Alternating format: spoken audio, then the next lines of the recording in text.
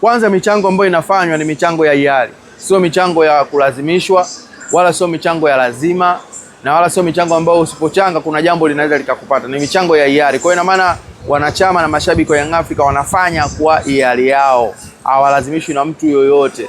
Ni hiari. Kwa kuna wengine sio wanachama, ni mashabiki tu, wengine ni wapenzi tu na hawana hata kadi ya wanachama, lakini kwa hiari yao wanaamua kuisaidia timu.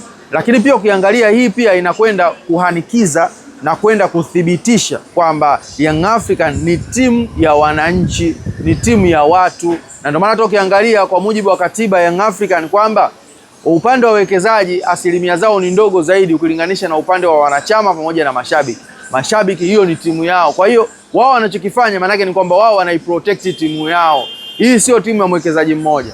Kuna tofauti ya timu ya Azam na timu ya Young African. Timu ya Azam ni timu ya mtu mmoja. Umeelewa vizuri? Lakini timu ya Young African ni timu ya wananchi. Nikiangalia maoni yamekuwa mengi zaidi, wengine wakiwa wanaenda mbali kwa kusema kwamba hawatendei haki mashabiki wa Young African kwa kuweza kuchangishwa. Wengine wanasema ni haki yao kwa sababu ni timu yao, kwa sababu mapambano ni ya timu yao wenyewe, wana haki ya kuweza kufanyisha kitu kama hicho. Kwa hiyo vitu vimekuwa vingi sana. Lakini kimsingi naweza tukaangalia kwamba kwa upande wa Young African wao kwanza uhalali wa wao kuweza kufanya hiki ambacho wanakifanya umekaa kwa kiasi gani. Umeelewa vizuri? Ukiangalia kwa upande wa Young African kuna vitu vya kuweza kuviangalia. Na ukiwa unataka kutoa opinion zako, angalia logic, lakini pia angalia na reality ambayo inaiface Young African. Ukiangalia kwa kawaida klabu kama klabu inakuwa na vyanzo vyake vya kuweza kupata mapato. Chanzo cha kwanza cha klabu cha kuweza kupata mapato ni gate collection, kwamba yale mapato ambayo yanapatikana katika watu kuingia uwanjani inakuwa ni sababu ya wao kuweza kupata mapato. Lakini pia chanzo kingine cha mapato ni mauzo ya jezi, kwamba wanapouza mauzo ya jezi yanakuwa ni chanzo cha mapato. Lakini chanzo kingine cha mapato ni ada za wanachama pamoja na kulipia kadi na vitu kama hivyo ambavyo Yanga hivyo vitu vyote wanavyo. Lakini pia chanzo kingine cha mapato ni TV license, kwa maana kwamba wale ambao wenye mamlaka au wenye haki ya kurusha matangazo kwa vilabu au kwa ligi husika, ile timu kwenye ligi husika inakuwa inapata faida ya kuweza kuendesha klabu. Lakini sasa ukija kuangalia kwa Tanzania, yani kuna mpira ambao upo duniani katika nchi zilizoendelea na kuna mpira ambao upo katika nchi yetu ya Tanzania. Kwa hapa Tanzania tuna aina yetu ya mpira ambao tunaenda nayo. Kwa hapa Tanzania tuna aina yetu ya mpira ambayo tayari ipo kama vile ni kasumba yetu. Umeelewa vizuri? Ukiangalia kwenye TV license ni sawa, ni kweli wenye mamlaka ya kurusha wanatoa fedha, lakini je, hizo fedha ni kweli zinatosheleza kuweza kuendesha klabu kwa msimu mzima? Zinatosheleza? Ni kweli Young African wanatengeneza jezi zaidi ya moja, jezi hadi 5 kulingana na michuano ya kimataifa. Je, mauzo ya jezi ni kweli yanatosheleza kuweza kuendesha shughuli za klabu? Lakini pia wao pia wana gate collection. Ukiangalia, je, Yanga wana uwanja? Yaani wanamiliki uwanja wao, kusema kwamba gate collection kwao inakuwa inawasaidia? Na kama wanatumia viwanja vingine, je, mgawanyo wa mapato ambayo yanapatikana kwenye mechi husika huwa inakuwaje? Na je, ni kweli wana uwezo wa kuwa full house kila mechi? Kwa hiyo unakuja kujikuta kwamba kuna maeneo ambayo lazima mashabiki waweze kusupport timu yao, hususan katika maeneo kama hayo ambayo imeweza kutokea. Lakini pia ukija kuangalia katika aina ya kosa ambao wamelifanya, na hapa sasa watu wengi wamekuwa na maoni mengi sana. Ukiangalia kosa ambao wamelifanya Young Africa katika ligi kuu ni kosa ambalo lilifanywa pia na Simba katika ligi kuu hiyo hiyo. Ukiangalia kule Zanzibar, Young Africa walikuwa mwenyeji, Simba alikataa kubadilisha nguo ama kuvaa nguo kwenye chumba maalum cha kubadilishia nguo, badala yake walienda kwenye chumba kingine ambacho ni chumba cha mkutano, akikuwa chumba cha kubadilishia nguo. Hii ni kwa mujibu wa taarifa ya kamati ya saa 72 ya bodi ya ligi, ambayo walisema kwamba Simba wanatozwa faini ya milioni 5 kwa kukataa kubadilishia nguo kwenye chumba maalum, badala yake wakaenda kwenye chumba kingine. Unaona hapo kilichotokea? Hawajaingia kwenye chumba, wameenda chumba kingine, wametozwa faini ya milioni 5. Ukija kuangalia upande wa Young African wakiwa mgeni, Simba akiwa mwenyeji Meja Isamuyo, Yanga wamekataa vile vile kubadilisha kwenye chumba maalum, wakaenda kubadilisha kwenye nyumba ya jirani na uwanja. Na ukija kuangalia hapo kwenye ile taarifa ya kamati nasema kwamba wameenda kubadilisha nyumba ya jirani ukivuka barabara. Yaani wanajaribu kutengeneza mazingira kwamba Yanga wameenda mbali zaidi ya eneo la tukio.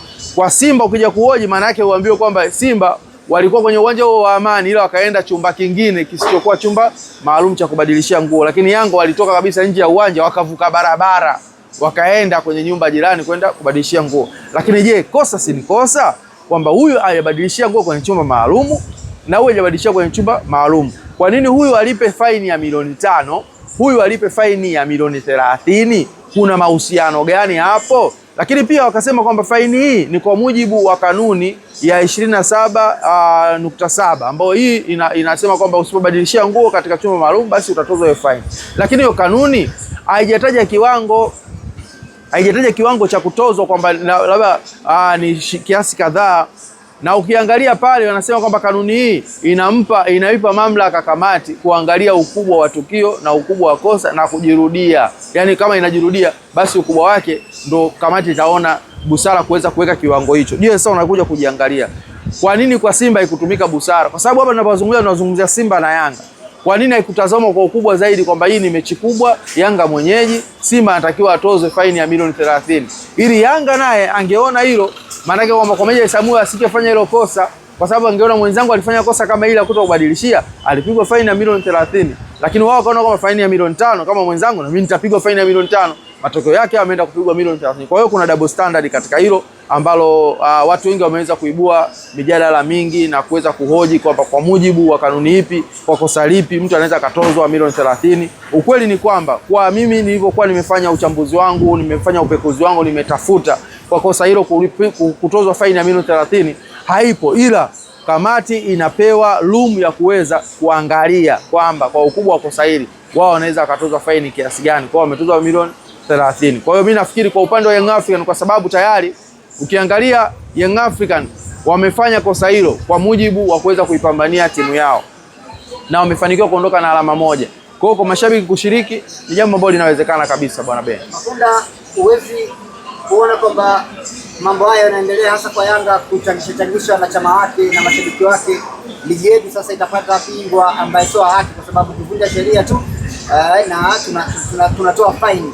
Si mara ya kwanza kwa Yanga kuchangisha, kwa sababu ukiangalia hata wachezaji wake baadhi pia kufanya makosa ambayo ni lazima wao wanafanya na baadaye wanalipa faini kwa kuchangisha. Kwenye hili ambalo linafanyika ligi yetu sasa, huwezi kuona kwamba itaenda kushuka moja kwa moja kama ilivyokuwa ligi baadhi ya ligi ambayo mambo yalikuwa hivi na vunja sheria makusudi alipa faini. Of course ni kwamba hiyo ni kitu ambacho totally hakiwezekani, kwa sababu kwanza michango ambayo inafanywa ni michango ya hiari, sio michango ya kulazimishwa, wala sio michango ya lazima, na wala sio michango ambayo usipochanga kuna jambo linaweza likakupata. Ni michango ya hiari. Kwa hiyo ina maana wanachama na mashabiki wa Young Africa wanafanya kwa hiari yao, hawalazimishwi na mtu yoyote, ni hiari. Kwa hiyo kuna wengine sio wanachama, ni mashabiki tu, wengine ni wapenzi tu na hawana hata kadi ya wanachama, lakini kwa hiari yao wanaamua kuisaidia timu. Lakini pia ukiangalia hii pia inakwenda kuhanikiza na kwenda kuthibitisha kwamba Young African ni timu ya wananchi, ni timu ya watu. Na ndio maana hata ukiangalia kwa mujibu wa katiba ya Young African kwamba upande wa wawekezaji asilimia zao ni ndogo zaidi ukilinganisha na upande wa wanachama pamoja na mashabiki. Mashabiki hiyo ni timu yao. Kwa hiyo wao wanachokifanya maana yake ni kwamba wao wanaiprotect timu yao.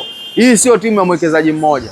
Kuna tofauti ya timu ya Azam na timu ya Young African. Timu ya Azam ni timu ya mtu mmoja, umeelewa vizuri? Lakini timu ya Young African ni timu ya wananchi, ni timu ya mashabiki, ni timu ya wanayanga, yani wanayanga wenyewe. Na ndio maana ukifuatilia kauli kadhaa ambazo zimetolewa na msemaji wa Young African Ali Shabani Kamwe, aliwahi kusema kwamba jamani, wanaokwenda kumshtaki Huruma pamoja na Ngereza sio sisi, sio engineer, sio Ali Kamwe, umeelewa vizuri? Sio Alex Ngai, hapana, ni wanayanga wenyewe. Kwa hiyo hili jambo ni la wanayanga wenyewe, na wanayanga wenyewe wameamua kulibeba kama mashabiki, kama wanachama wa Young African. Kwa hiyo mimi nafikiri yote katika yote ni kwamba Young African wako sahihi kwa kile ambacho wanakifanya, na wapenzi wako sahihi kwa kile wanafanya. Na ukiangalia haya ni malipizi ya kile ambacho viongozi wanafanya. Mara ngapi mashabiki wameingia uwanjani bure? Hizo gharama naye analipa. Maana wanalipa uongozi wa Young African, analipa mwekezaji wa Young African. Kwa hiyo kama wao wa mashabiki pia washaye kupata favor kutoka kwa viongozi wa Yanga, kwa nini mashabiki pia wasitoe favor kwa timu yao? Kwa hiyo hivi ni vitu ambavyo wanasema kwamba what goes around comes around. Kwa hiyo kimekwenda na kinawarudia mashabiki, wakati mashabiki wenyewe pia washakufanywa hivyo mara kibao. Wameingia bure dhidi ya TP Mazembe, wameingia Benjamin Mkapa bure, wameingia bure dhidi ya Mamelodi Sundowns, wameingia bure. Umeelewa vizuri? Kwa hiyo unakuja kuona kabisa kwamba hivi vitu ambavyo vinafanyika ni vitu ambavyo vimeshakuwa ni kama utamaduni, na nimesema hapo mwanzo kwamba kwa mujibu wa uendeshaji wa vilabu vyetu vya hapa Tanzania, kwa hiki ambacho kinaendelea ndio uhalisia ulivyo. Cha kumalizia nini cha mwisho hasa wasi sasa mashabiki na wapenda mpira kwenye hiki ambacho kinachoendelea, kwamba timu inavunja makusudi sheria na tutapata bingwa kweli wa haki kama sheria zinavunjwa kama hivi? Cha msingi cha kuangalia tu ni kwamba kuna taarifa ilikuwa inatembea mitandaoni na manguli mbalimbali walishaposti kwamba Azam baada ya yale matokeo waliyopata dhidi ya TRA, kuna wachezaji baadhi walikuwa na hali mbaya kiafya kwa kusadikiwa kuvuta pumzi mbaya au hewa chafu imewapelekea kupata matatizo. Kwa hiyo je, tusubirie mchezaji apate hali mbaya tuanze kuzungumza au tuepuke mapema? Kwa mimi ninachofikiria ni kwamba hili jambo linatakiwa sasa bodi ya ligi na mamlaka husika zinapokwenda kwenye michezo husika, kama timu mwenyeji, basi kuna baadhi ya maeneo inatakiwa wawe strict kweli kweli, waweze kusimamia kweli kweli ili kuweza kutunza hata upande wa pili pia. Na hata kama inapotokea timu ya pili inapokuwa inakataa kutumia kitu husika, as long as mechi inakwenda kuchezwa, basi ina maana kwamba hizi adhabu zinazokuja zisiwe na double standard, ziwe ni adhabu ambazo ziko fair, kwamba wewe alifanya hivyo basi na yeye afanywe adhabu hiyo hiyo. Lakini matokeo yake adhabu badala ya kutolewa kwa uhalisia imetolewa kwa hisia zaidi. Kwa hiyo hisia ndio imetumika kutoa adhabu hii na wala sio uhalisia wa kosa. Sasa Yanga anaingia uwanjani na Dodoma, unaona mchezo aina gani? Of course ni mchezo mgumu kwa upande wa Young African, mchezo mgumu kwa upande wa Dodoma. Ukiangalia kwa sasa Young African pressure yake kubwa ni kuhakikisha kwamba anatoa ubingwa kwa kuweza kutetea ubingwa wake. Na pia ukiangalia upande wa Young African mpaka sasa hivi ndio timu pekee ambayo inashikilia rekodi ya kuto kupoteza mchezo wote mpaka hivi sasa, ni unbeaten. Na ukiangalia alikuwa anashika rekodi hiyo ya mechi 49 pasipo kupoteza, lakini pia anayemfuatia ni Simba ana unbeaten 38, anayemfuatia pia Azam naye ana 38. Kwa hiyo maana Young African ni timu ambayo imeweza kushika rekodi hiyo kuwa timu ya kwanza kwa kuwa na unbeaten nyingi kuliko timu yoyote katika ardhi ya Tanzania. Na kipindi hiki wanachokitafuta wao kwenda kuvunja rekodi ya msimu ambao walipita unbeaten kwa mechi 49. Kwa ina maana kwamba wakifanikiwa hivyo, wakifikisha mechi 51 wakiwa unbeaten, maana yake kwamba wameweza kuivunja rekodi wao wenyewe. Sasa kuvunja rekodi sio jambo dogo, aidha ya kwako au ya mtu jirani, sio kitu kidogo. Kwa hiyo wana pressure mbili. Kwanza waweze kuitunza rekodi yao ya kuto kupoteza, lakini pia waweze kuweka rekodi yao ya kwenda kutoa ubingwa mara 5 mfululizo. Na ukiangalia upande ambaye kuna upinzani mkubwa ni mpinzani wake wa jadi Simba, ambaye kwa sasa anampita alama 5 pekee wakiwa sawa kimichezo. Yeye anakwenda kupata faida ya kuwa na mchezo mwingine wa kwenda kumzidi mwenzake, lakini amzidi mchezo, faida yake amzidi pia na alama. Na kumzidi alama sio amzidi alama moja, sio ongeze alama moja, aongeze alama 3, aweke gap ya alama 8 ili kutengeneza pressure zaidi kwa mpinzani wake. Kwa hiyo hali kama hii kuitengeneza kimpira sio jambo rahisi, ni jambo gumu kidogo. Kwa hiyo lazima mchezo utakuwa na pressure kwa staili hiyo. Lakini pia ukimwangalia Dodoma Jiji, yeye kwa mwenendo wake kwenye ligi atahitaji kuweza kupata ushindi dhidi ya Young African ili aweze kusogea katika eneo rafiki zaidi. Kwa sababu gani aweze kusogea katika eneo ambao rafiki zaidi? Kwa sababu gani? Ili iweze kusaidia kuweza kufanya Yanga waweze kuwa katika eneo zuri na Dodoma Jiji waweze kuwa katika eneo zuri zaidi. Kwa hiyo kitu ambacho kinaweza kusaidia mambo yaweze kuwa mazuri, lazima wahakikishe kwamba Dodoma wanapata ushindi. Kitu ambacho watu hawakielewi ni kitu kimoja, kwamba sasa hivi awe wa kwanza awe wa pili, hata timu ya mwisho pia kuna fedha ambayo wanaipata kwenye ushiriki wa ligi kuu. Kwa hiyo kulingana na nafasi yako kuna kiwango unakipata. Kwa hiyo wanapambania waweze kubaki katika nafasi za juu zaidi Dodoma ili waweze kupata kipato kikubwa zaidi. Yes. Unazungumzia hapo Simba Sports Club. Tumzungumzie Chama kidogo. Tumzungumzie Chama. Chama ni mchezaji mzuri, ni mchezaji ambaye ameweza kuifanya Simba kurudi katika wanasema comfort zone, amewapa uhakika zaidi timu yake, na pia yeye ndo amekuwa kama master plan wa timu, ndo amekuwa goat kwenye timu. Kwa hiyo ni kwamba ni kitu kizuri ambacho kinaweza kuifanya Simba iweze kujivunia zaidi timu iweze kujivunia zaidi Chama. Kwa sababu gani? Kwa sababu ni mchezaji ambaye amekuwa na mwendelezo mzuri toka afike Simba Sports Club. Ni mchezaji ambaye amekuwa na namba nzuri mpaka hivi sasa. Ukiangalia ana magoli 5, umeelewa vizuri. ana assist 6 kama sikosei, amehusika kwenye magoli 11.